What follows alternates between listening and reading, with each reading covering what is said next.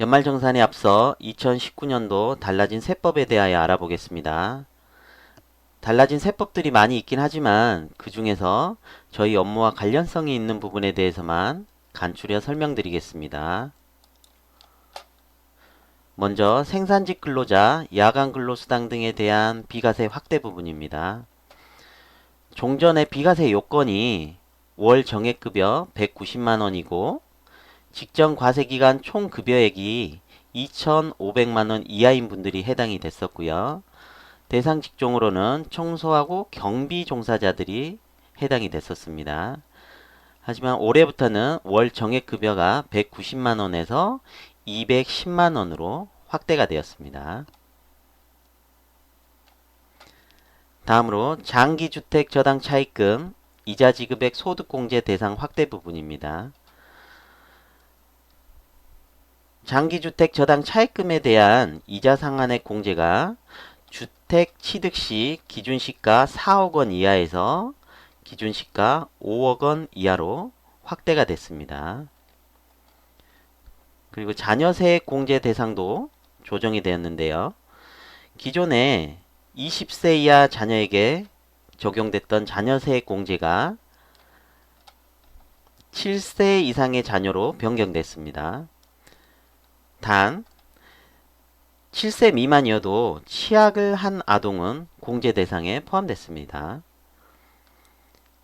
그 7세 미만의 경우에는 아동수당이 매달 10만원씩 지급되고 있었는데 더 이상 이 공제를 안 해준다, 이중으로 공제를 안 해준다는 의미가 되겠습니다. 다음으로 기부금 세액공제 확대하고 2월 공제 기간 확대에 대해서 말씀드리겠습니다.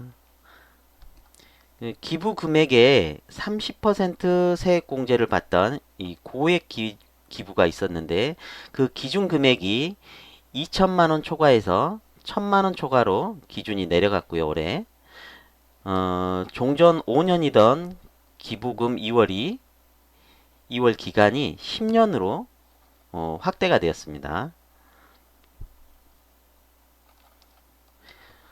다음으로 산후조리원 비용 의료비 세액 공제 적용 부분입니다. 총 급여가 7천만원 이하이고 그 다음에 출산 후 산후조리원을 이용해서 지출한 비용을 출산 1회당 200만원까지 의료비 세액 공제가 됩니다. 그 연말정산 간소화 서비스에서 이 조회가 되지 않을 경우에는 이용 금액이 이 기재된 영수증을 회사에 제출하시면 되겠습니다. 다음으로 월세세액 공제 확대 부분입니다. 월세액 세액 공제 대상에 그 임차주택 요건을 완화했는데요. 국민주택 규모의 임차인 경우에만 적용하던 그 월세세액 공제가 국민주택 규모보다 크더라도 기준 시가가 3억원 이하일 경우에는 월세 세액 공제가 가능하게 되었습니다. 올해부터.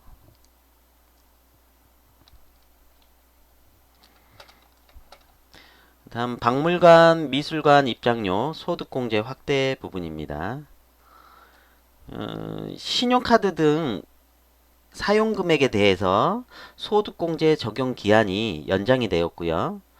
총 급여액이 7천만원 이하인 근로자가 2019년 7월 1일부터 사용한 박물관, 미술관 입장료를 신용카드로 결제할 경우에 30%의 소득공제를 적용받습니다. 근데 신용카드 사용 금액 중에서 그 한도를 초과한 사용액은 도서공연비하고 합산해서 최대 100만원까지 추가로 소득공제를 받으실 수 있습니다. 근데 안 좋은 거는 올해 신용카드 사용 금액 중에서 면세점 사용 금액에 대해서 소득공제 적용해서 제외됐습니다. 올해부터. 여기까지 2019년 개정세법에 대해서 간략하게 필요한 부분만 알아봤습니다. 연말정산 작업을 하시는 데 있어서 이 필요한 세법 관련 자료들이 이 국세청 홈페이지에 보시면 2019년 귀속 연말정산 종합 안내라는 부분에 이 동영상과 개정세법 PDF가 있고요. 그 다음에 원천징수 의무자를 위한 연말정산 책자도 PDF로 올라와 있습니다. 이런 것들을 좀 참조를 하시면 좋을 것 같고요. 인터넷으로 보기 힘드신 분들은 그 관할 세무서에 가시면 연말정산 책자를 이렇게 배부하고 있으니까 방문하셔서 가져오셔가지고 연말정산 작업하실 때 참조를 하시기 바랍니다. 감사합니다.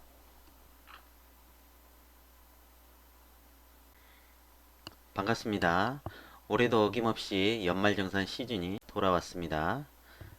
작년과 마찬가지로 백경인포 시스템은 동영상 교육을 실시하도록 하겠습니다. 개정된 세법에 맞춰서 프로그램이 업데이트되는 대로 공지를 띄우도록 하겠습니다. 중도퇴사자 연말정산은 진행하셔도 되지만 재직자 연말정산은 프로그램 업데이트 이후에 작업을 하시기 바랍니다. 그럼 지금부터 프로그램에서의 연말정산 방법을 설명드리겠습니다. 본격적으로 연말정산 작업을 시작해 보겠습니다. 연말정산 작업을 위해서는 기본 정보가 들어가 있어야 되는데요. 그 입력하는 화면이 단지 관리 메뉴에 연말정산 기본정보 등록 메뉴가 있습니다. 작년도에 연말정산을 하셨다 그러면 프로그램에서 이 복사 버튼을 눌러서 작년도 정보를 가져오시면 되고요. 올해 처음이시다. 프로그램에서 처음 하신 경우는 조회 버튼을 눌러서 별표 체크된 부분들은 필수 입력 사항이니까 다 입력을 해주시면 되고요. 이 세무서 코드 입력을 안 하는 경우에는 나중에 오류 체크해서 에러가 나기 때문에 세무서 코드 보기 버튼을 눌러서 해당 지역의 코드 번호를 입력을 해주시면 됩니다. 그리고 여기에 입력된 모든 정보들은 나중에 인사급여 출력물에서 그대로 공급자로 출력이 되기 때문에 정확하게 입력을 해주시면 되겠습니다. 연말정산 기본정보 입력이 다 끝나셨으면 인사급여 메뉴로 이동을 하겠습니다. 연말정산 작업을 하기 전에 1년 동안의 급여가 정확하게 프로그램에 입력되어 있는지 확인 작업을 하셔야 되는데 그게 급여조에 보시면 급여 현황 출력이라고 있습니다. 그래서 기간별로 이렇게 조회를 하시면 1년 동안 지급한 급여 내역이 정확하게 금액이 맞는지 확인 작업 하셔야 되고요.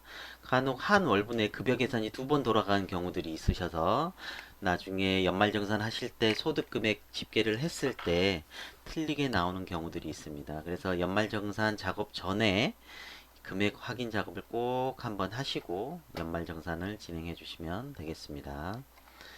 그 연말정산 작업 순서는 메뉴에서 위에서부터 아래로 순차적으로 그대로 진행을 해 주시면 됩니다. 먼저 전 직장 내역 등록에 대해서 한번 보도록 하겠습니다. 전 직장 내역 등록은 해당 연도에 다른 직장에서 근무를 하시다가 중도에 입사하신 근로자에 대한 전 직장 정보 및 급여 내역을 등록하는 메뉴입니다. 먼저 조회를 하시면 전체 직원이 다 뜨는 게 아니고 중간에 중도 입사자만 조회가 됩니다. 그리고 종전근무지에서 가져오신 원천징수 영수증이 있으셔야 되고 그 원천징수 영수증을 보시고 회사명과 사업자 번호 그리고 건강보험 등을 다 입력을 해주시면 되고요. 근무 기간도 입력을 해주시면 됩니다. 그리고 종전근무지가 한 곳이 아닌 여러 곳이 있으신 분은 종전근무지 1부터 4까지 입력을 다 각각 해주시면 되고 종전근무지가 4곳 이상인 경우에는 종전근무지 4에다가 합산해서 등록을 해주시면 됩니다.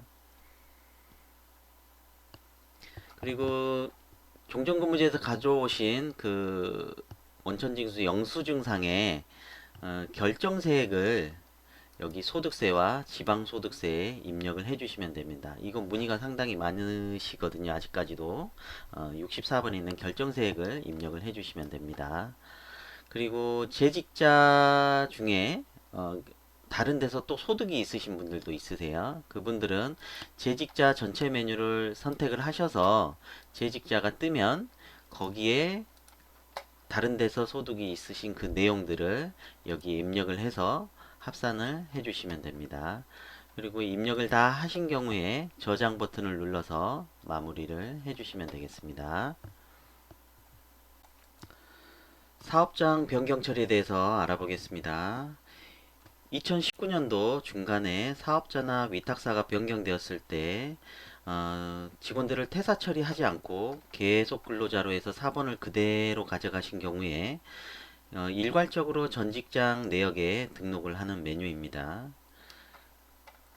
4번을 그대로 가져가지 않고 퇴사 처리를 한 경우에는 중도 입사자처럼 똑같이 종전근무지에 입력을 해주시면 됩니다.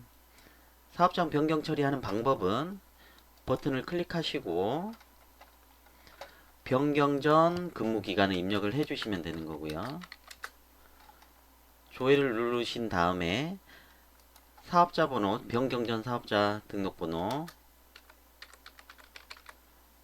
그리고 변경 전 상호를 입력해 주시면 됩니다.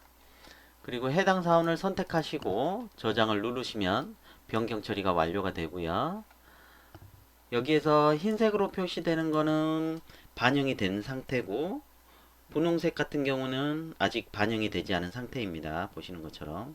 그리고 노란색으로 표시되는 경우에는 그 정보 변경을 한 이후에 변경 처리를 하신 이후에 정보들을 변경한 경우입니다.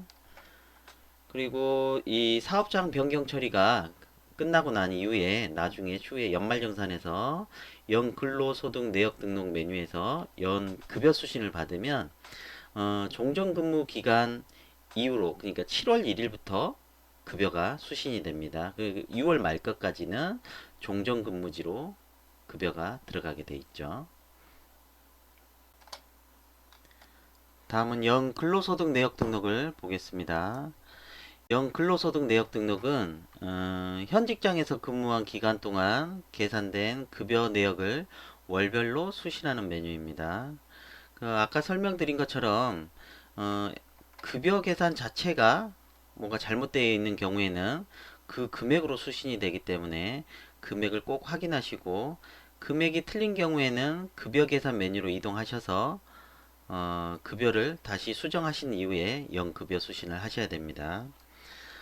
방법은 조회 버튼을 누른 이후에 해당 사본을 더블 클릭하시면 1년 동안 이렇게 급여를 수신하실 수가 있고요.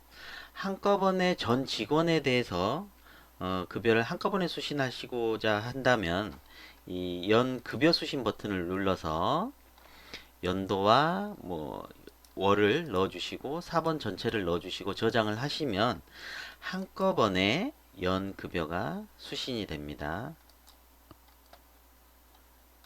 네, 이런 식으로.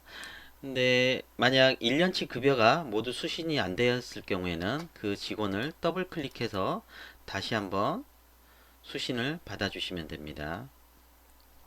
그 급여가 대신 수신 되신 이후에는 이 급여 조정이라든지 뭐 수정하셔야 될 부분이 있다 그러면 이쪽 화면에서 다 수정을 하시면 되겠습니다. 그리고 혹시라도 저희 올해 급여 계산을 통해서 급여를 하시지 않은 경우에는 이 12월분에 한꺼번에 금액을 입력해서 수기로 입력하셔서 연말정산을 진행하셔도 됩니다. 그리고 수기로 이렇게 입력하신 이후에는 연급여 수신을 다시 받게 되시면 수기로 입력하신 부분은 사라지게 되니까 꼭 주의를 하시기 바랍니다. 그리고 아까 보시면 그 사업장 변경 처리를 아까 한 분을 했었었는데요. 이분 같은 경우는 아까 6월 말까지 사업장 변경 처리를 했기 때문에 6월 말까지는 종전근무지로 금액이 들어가는 거고요. 7월 1일부터 12월까지 급여 내역이 수신되어졌습니다. 연 근로소득 내역 등록 중에 야간 근로수당 비과세 부분에 대해서 설명을 드리겠습니다. 그 청소나 경비 근로자에 한해서 직전 과세 기간에 총 급여액이 2,500만 원 이하인 근로자로서 월 정액 급여가 210만 원, 작년 같은 경우는 190만 원이었는데 올해는 210만 원까지입니다. 210만 원 이하로 받으시는 분들에 한해서 야간과 연장 휴일 근로수당 등에 대해서 연 240만 원 이하까지 비과세로 적용이 가능합니다. 근데 이 부분은 그 급여 항목 자체를 어떻게 세팅을 했느냐에 따라서 계산 방법이 틀려지고 입력 방법이 달라지기 때문에 그 부분에 대해서 조금 설명을 드리겠습니다. 자, 항목을 보시면 야간 수당에 과세 체크가 되어 있는 경우는 야간 수당을 입력하시면 그 금액은 전부 다 과세로 해서 소득세가 계산이 되는 겁니다.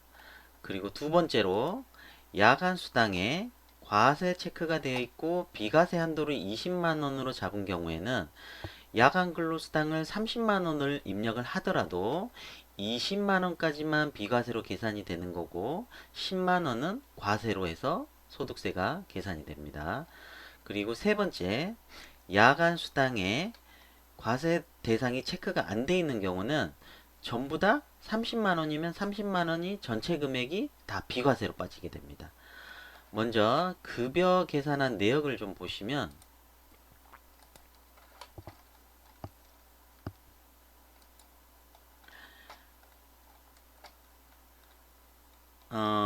이 사람 같은 경우는 그 과세로 세팅이 되어 있기 때문에 전부 다 과세 계산이 될 거고요.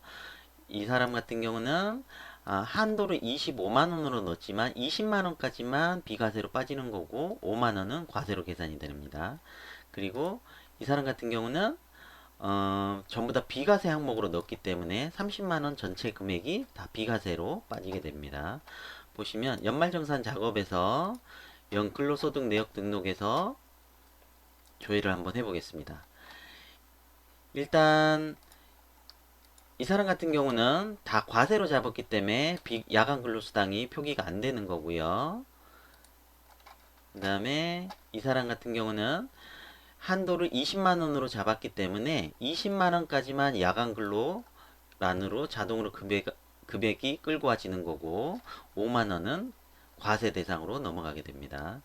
그리고 이분 같은 경우는 그 비과세로 다 30만 원을 잡았기 때문에 그 30만 원 전체 금액이 다 야간 근로로 끌고 와졌는데 이렇게 되면 보시면 색깔이 연 한도가 240만 원까지이기 때문에 240만 원 초과한 금액에 대해서는 이렇게 노란색으로 분홍색으로 표기가 되게 됩니다. 이분 같은 경우는 야간 근로수당을 조정을 다시 해주셔야 됩니다.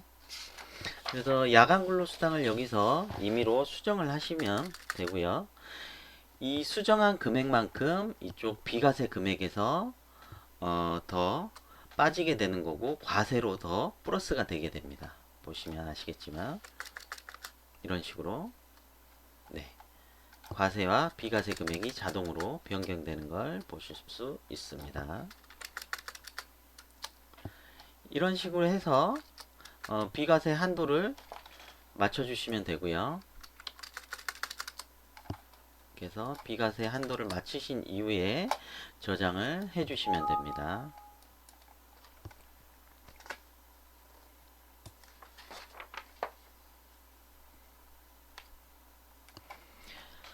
그리고 그 야간 근로수당은 나중에 연말정산 결과조회에서 원천징수 영수증을 인쇄를 해보시면 비과세 금액란에 야간 근로수당이 별도로 이렇게 표기가 되기 때문에 그 표기가 되는지를 한 번 더 확인하시면 되겠습니다. 연 근로소득 내역 등록을 마치셨으면 개인공제자료 등록으로 한번 가보겠습니다. 이 개인공제자료 등록은 근로자의 가족사항이나 그 다음에 추가 공제사항들 그리고 공제받을 금액들을 등록하는 메뉴입니다. 이 전직장 내역 등록과 연 근로소득 내역 등록을 완전히 완료하신 이후에 개인공제자료 등록을 작업을 하셔야 됩니다.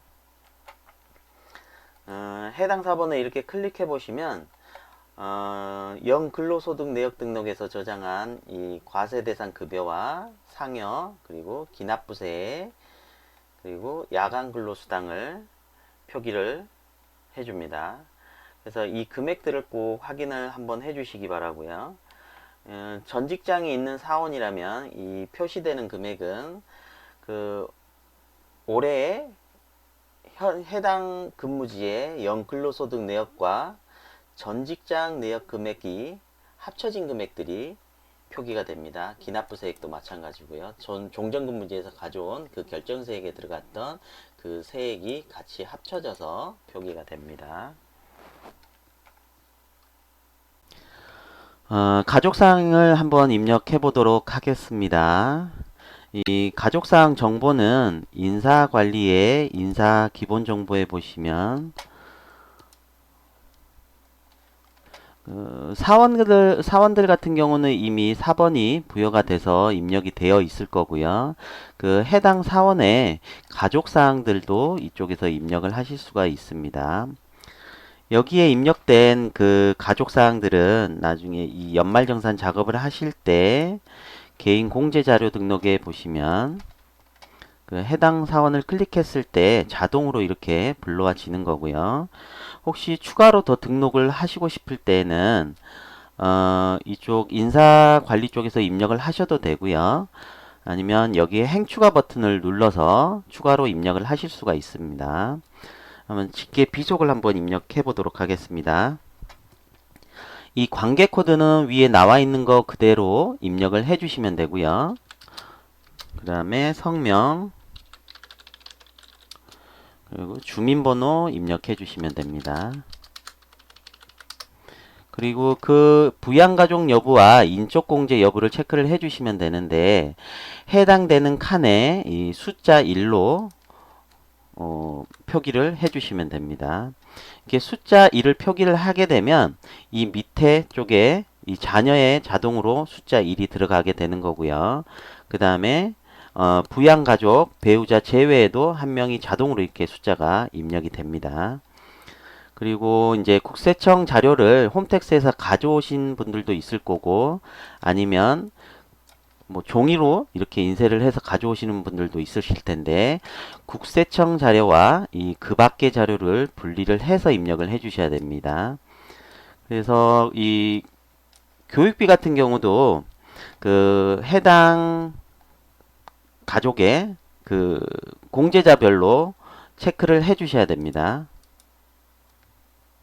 취약전 아동 같은 경우는 이렇게 체크해 주시면 되고 교육비 입력 방법은 나머지들도 다 마찬가지로 그 공제자별로 그 해당 금액들을 칸에다 입력을 다 해주시면 되는데 교육비도 마찬가지로 유치원 같은 경우 공납금 일반 부분에 이렇게 입력을 해주시면 되고 이게 홈택스 자료에서 가져오신 경우라고 하면 이 국세청 자료에 이 부분에 입력을 해주시면 됩니다.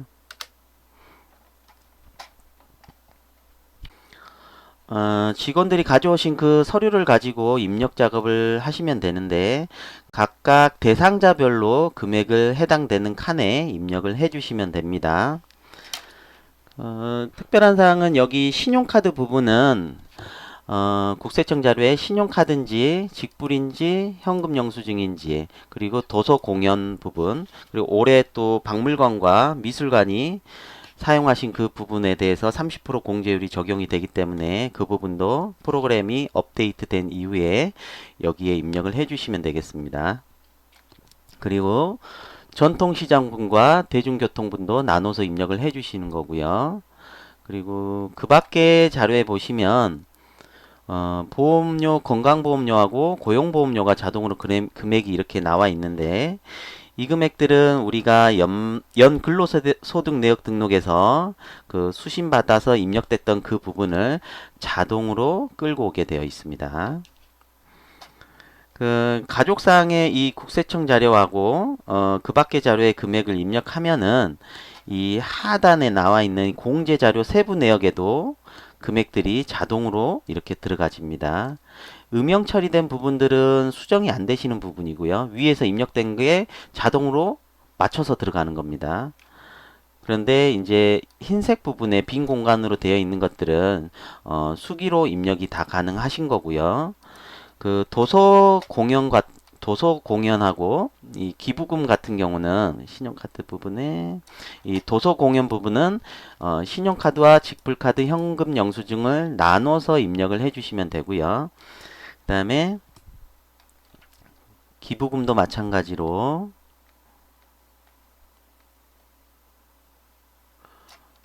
정치자금 기부금인지 법정 기부금인지 그다음에 종교단체 왠지 종교단체인지 이렇게 구분해서 입력을 해주시면 됩니다. 그 연도별로 이렇게 나눠서 다 칸이 있기 때문에 마찬가지로 연도별로 나눠서 해당되는 칸에 입력을 해주시면 됩니다. 공제자료 세부 내역을 한번 보도록 하겠습니다. 연금보험료 공제와 이 특별소득 공제의 보험료는 우리가 연근로소득 내역 등록에서 입력했던 그 금액을 자동으로 이렇게 끌고 오게 됩니다. 그래서 금액을 이렇게 확인해 주시면 되는 거고요. 다음으로 특별소득공제의 이 주택자금 부분입니다. 주택임차 차입금은 이 은행권에서 대출을 받으셨느냐 아니면 그 개인 대 개인한테 돈을 빌리셨느냐에 따라서 이 입력하시는 부분이 달라집니다. 그 장기주택 저당 차입금 이자 상환액은 그 연도별로 차입하신 그 연도별로 나눠서 입력을 해주시면 되는데, 이 장기주택 저당 차입금 같은 경우는 올해 그 기준 시가가 5억 원 이하로 5억 원까지로 상향 조정이 됐습니다. 그래서 이 무주택자이거나 1주택을 소유한 분이 금융권에 저당을 잡히고 부동산을 저당을 잡히고 대출을 받았을 때 거기에 대한 이자 상환액을 근로소득에서 공제하는 부분입니다. 그리고 그 밖에 공제 자료에 보시면 주택마련저축이라고 있습니다. 이 주택마련저축은 그 총 급여액이 7천만 원 이하이고 과세 연도 중에 이 주택을 소유하지 않아야 되는 부분이 있고요. 세대주가. 그다음에 그 해당 연도에 그 청약저축이라든지 주택 청약 종합 저축을 가입을 하셔서 납입을 하셨을 텐데, 그 납입 부분에 대해서 100분의 40에 상당하는 금액을 근로소득 금액에서 공제를 하게끔 되어 있습니다. 그래서 이게 해당 부분에 입력을 해주시면 됩니다. 신용카드 사용액 등은 그 일단 위쪽에 입력하셨던 그 부분에서 자동으로 이렇게 끌고 와지긴 하는데, 도서와 공연, 그 다음에 올해 새로 생긴 박물관과 미술관 사용분에 대해서는 30%의 공제율이 적용이 되는데 나눠서 입력을 해주시면 됩니다. 다음으로 그 세액공제를 보시면 보험료나 의료비는 각각의 이 해당되는 그 칸에 입력을 해주시면 되는 거고, 이것 또한 위에서 입력하시게 되면 자동으로 금액이 입력이 되는데, 혹시 틀리는 경우에는 이쪽에서 수정을 해주시면 되겠습니다.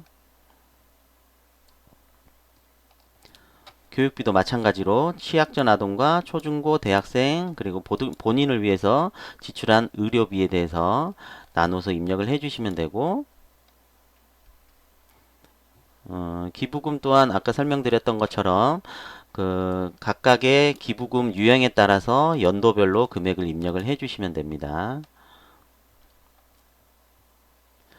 그리고 이 마지막으로 이 주택자금 차입금 이자세 공제라고 있는데 이게 뭐냐면은 그 95년 11월 1일부터 97년 12월 31일 이 기간 중에 그 무주택 세대주하고 1주택만을 소유한 세대주인 경우에 국민주택 기금 등으로 해서 차입한 그 대출금의 이자를 상환했을 때 이 세액공제를 해주는 부분입니다. 그래서 위에 있는 특별세액공제에 있는 아까 장기 뭐지 어, 그 장기주택 저당 차입금 이자 상환회가 하고 이 구분해서 입력을 해주셔야 됩니다.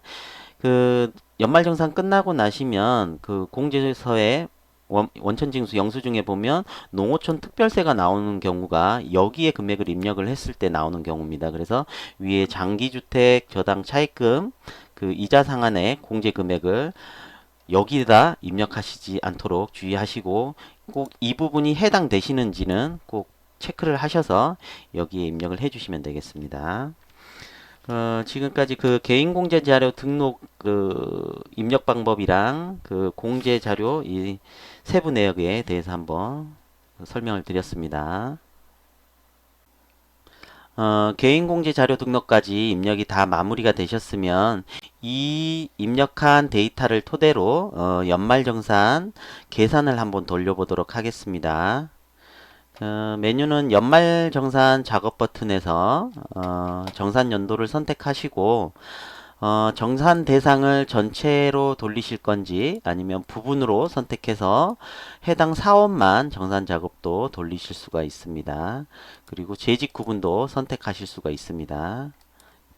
그래서 정산 작업 버튼을 이렇게 누르시면 계산이 전체적으로 다 이루어지게 됩니다. 예, 성공적으로 저장하였습니다라는 메시지가 뜨면 확인 버튼을 누르시면 연말정산 계산 작업까지 마무리가 된 겁니다. 연말정산 작업까지 다 끝나셨으면 이제 그 연말정산에서 각종 공제를 받았던 부분에 대해서 이 공제 자료를 입력을 해 주셔야 되는데 그 해당 부분이 의료비와 기부금 그리고 월세 그리고 주택 임차 차입금 그리고 연금 세액 공제 받았던 분들에 한해서 공제 자료를 입력을 해 주시면 됩니다. 먼저 이 의료비 공제 자료 등록을 보시면 전 사원이 다 뜨는 건 아니고요. 의료비 공제를 받았던 그분만 이렇게 리스트에 뜨게 됩니다. 이 입력하시는 방법은 이렇게 행추가 버튼을 누르시면 되고요. 주민번호 입력을 해주시면 되고 그 다음에 본인 여부 체크해 주시고 이 지급 코드는 이 밑에 나와 있으니까 이걸 참조하셔서 번호를 입력을 해주시면 됩니다. 그리고 사업자 번호와 이 건수와 금액을 입력을 해주시면 됩니다. 그리고 이 난임 시술 해당 여부는 해당이 있으시면 열을 체크해 주시면 되고 해당이 없으시면 빈칸으로 그대로 두시면 되겠습니다. 그리고 국세청에서 이렇게 간소화 서비스에서 자료를 가져오신 경우에는 일일이 건건이 다 입력하시지 마시고 그 해당 그 한 개의 상호만 입력하신 다음에 총 건수와 금액을 입력하시면 되겠습니다. 그리고 주민번호랑 이 사업자 번호 입력하실 때는 이 다시를 빼고 입력하셔도 됩니다. 그리고 기관명 입력하실 때 그 국세청 자료에 별표로 이렇게 표시돼서 오시는 경우가 있는데 이 별표를 그대로 입력을 해주시면 됩니다. 별표를 포함해서. 그리고 다 입력이 끝나시면 이제 마지막으로 저장 버튼을 누르시면 되겠습니다. 기부금 공제자료 등록을 한번 보도록 하겠습니다. 연말정산 작업이 다 끝나신 다음에 국세청에서 파일을 업로드해서 오류 검증을 하시는데 가장 또 오류가 많이 나시는 부분이 기부금 공제자료 등록입니다. 그래서 이 개인 공제자료 등록에 입력하신 기부금 내역과 이 기부금 공제자료에 입력하신 이 금액들이 정확하게 맞는지 꼭 체크를 해 주셔야 됩니다. 그래서 입력하시는 방법은 의료비 공제 자료와 마찬가지로 왼쪽에서 조회되는 직업만 입력을 하시면 되는 거고요. 그 4번을 선택하시고 이 행추가 버튼을 누르신 다음에 유형이라든지 정치 기부금인지 그 다음에 사업자 번호 상호 그리고 기부 금액 공제 금액은 여기 밑에 나와 있으니까 이 금액을 입력을 해 주시면 됩니다. 그리고 이 기부자에 대한 내역도 입력을 해 주시면 되고요. 전년도에 XPERP에서 이 연말정산을 하신 경우에는 그 중에 기부금 공제 자료가 2월 된 금액이 있는 경우에는 이 기부금 조정 내역에 금액이 자동으로 나타납니다. 그리고 중도 입사자 경우나 그 다음에 XPRP에서 전년도에 기부금 공제를 하지 않았을 경우에는 이 행추가 버튼을 눌러서 추가로 입력을 해 주실 수 있습니다. 그리고 이 개인공제 자료의 2월 기부금도 밑에 이렇게 표기가 되니까 금액을 확인하시면 되겠습니다.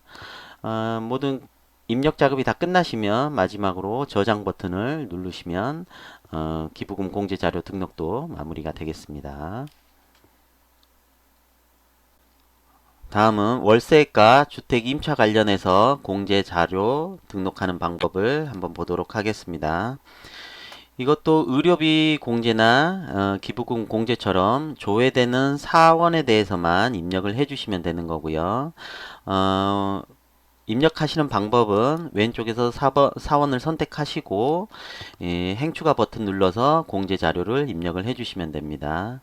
그 월세 소득공제 명세 같은 경우는 그 임대인의 성명이라든지 주민번호 그리고 주택 유형, 계약 면적 그리고 주소, 계약 기간 등을 입력을 해주시면 되고 그 납입 금액과 이 공제 금액은 위에 이렇게 자동으로 표기가 되니까 그 금액을 보시고 입력을 해주시면 됩니다. 그리고 거주자 간 주택임차 차입금 원리금 상한액에 대한 소득공제 명세인데요. 이 주택임차 차입금은 그 일반일 경우에만 작성을 하시면 됩니다. 그래서 금전 소비대차 계약 내용을 돈 빌려주신 분과 그리고 주민등록번호, 계약기간, 그리고 이자율, 그리고 원리금 상한액 등에 대한 를 입력해 주시면 되고 공제 금액은 또 여기에 별도로 표기가 되니까 입력을 보고 해 주시면 됩니다. 그리고 임대차 계약에 대한 내용도 등록을 공제 자료를 등록을 하셔야 되는데 이것도 마찬가지로 행 추가 버튼을 눌러서 임대인 성명과 주민번호, 주택 유형, 계약 면적, 주소, 임대차 계약 기간을 입력하신 다음에 이 전세 보증금을 입력을 해주시면 됩니다. 그래서 입력이 다 끝나시면 마찬가지로 저장 버튼을 눌러서 저장을 해주시면 되겠습니다. 연금저축 공제자료 등록을 한번 보도록 하겠습니다. 이것도 다른 공제자료 등록과 마찬가지로 조회되는 사원에 대해서만 입력을 해주시면 되겠습니다. 보시면 퇴직연금 계좌가 있고 연금저축 계좌가 있고 주택마련저축 소득공제에 대한 부분이 있고요. 그 다음에 장기집합 투자증권 저축 소득공제 부분 입력하시는 부분이 있고 그 다음에 중소기업 창업투자 소득공제를 입력하시는 부분이 있습니다. 그 입력하시는 방법은 똑같습니다. 행추가 버튼 눌러서 구분값들 선택을 해주시고 각각의 금융회사들 선택을 해주시면 되고 증권계좌 납입금액은 위쪽에 나와 있으니까 이 금액 그대로 입력을 해주시면 되고 세액공제 금액에 대해서도 위에 표기가 되니까 그대로 입력을 해주시면 됩니다. 그래서 그 금융회사 등에서 이렇게 자료를 가지고 오셨을 텐데 그 자료를 참고해서 기간별로 건건히 내용을 입력을 해주시면 되겠습니다. 그 입력이 다 되시면 마찬가지로 저장을 버튼을 눌러서 저장을 해주시면 되겠습니다. 각종 공제자료 입력이 다 끝나셨으면 이제 연말정산 결과조회를 보도록 하겠습니다. 연말정산 작업을 다 마무리를 하시고 결과조회에서 인쇄를 하셨을 때 금액이 뭔가가 틀리다고 했을 때는 다시 위에 부분으로 메뉴로 이동하셔서 틀린 부분을 다 조정을 해주시고 연말정산 작업 버튼을 눌러서 다시 계산을 돌리고 나서 연말정산 결과 조회를 다시 하시면 되겠습니다. 그 연말정산 결과 조회는 이제 작업을 다 완료하신 이후에 연말정산 금액을 확인하시고 원천징수 영수증을 출력할 수가 있고요. 그 다음에 소득자료, 제출 직계표 등의 양식을 출력할 수 있는 화면입니다. 출력물은 이렇게 선택해서 인쇄를 하실 수 있습니다. 그러면 원천징수 영수증을 한번 인쇄를 해보면 앞면에 비과세 및 감면소득 명세라고 있는데 여기에 보시면 야간 근로수당에 해당되는 분들은 여기에 야간 근로수당이 표기가 될 거고요. 그 식대 같은 경우는 여기에 표기를 하지 않습니다. 그리고 이 개인공제자료 등록에 건강보험료하고 고용보험을 입력을 했는데 계산을 하고 보니 뒷면에 보험료가 뜨지를 않는다라고 하시는 분들이 있으신데 이거는 국세청에서 특별소득공제와 특별세액공제를 신청하지 않았을 때는 이 표준세액공제를 적용하게끔 13만원에 대해서 표준세액공제를 적용하게끔 되어 있습니다. 근데 저희 프로그램에서는 이 둘 중에 유리한 쪽을 자동으로 계산해서 표준세액공제가 더 유리하다고 했을 때 13만원을 바로 적용을 하게 돼 있습니다. 그래서 이 표준세액공제 13만원이 적용됐을 때는 이 건강보험료가 표기되지 않습니다. 그래서 이제 연말정산 작업이 모두 끝나시면 이 결과조회에서 금액들을 전부 다 확인하셔서 정확하게 다 맞으시면 연말정산 이 작업을 마무리하시면 되겠습니다. 연말정산 결과조회에서 확인을 한 후에 이제 홈택스 신고를 위해서 정산 디스켓 작성을 한번 해보도록 하겠습니다. 이 정산 디스켓 작성은 정산 연도를 입력하시고 정산 대상, 재직 구분 선택을 해주시면 되고요. 정산 일자와 담당 부서, 담당자 명을 입력을 해주시면 됩니다. 그리고 파일 구분은 근로소득 지급 명세서가 있고요. 그 다음에 의료비 명세서가 이렇게 있습니다. 이 두 개 파일을 제출을 해주시면 되고요.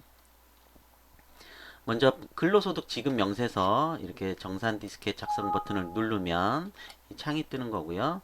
이 파일 형식을 반드시 모든 파일로 해서 저장을 하시고 파일명은 수정하시면 안 됩니다. 확인 버튼을 누르시고 이렇게 다른 이름으로 저장을 하실 때 예, 파일 형식을 모든 파일로 해주시고 파일 이름을 이렇게 수정을 하시면 안 됩니다. 그리고 근로소득 지급 명세서 같은 경우는 이 앞에 파일이 C로 시작하게 되는 거고요.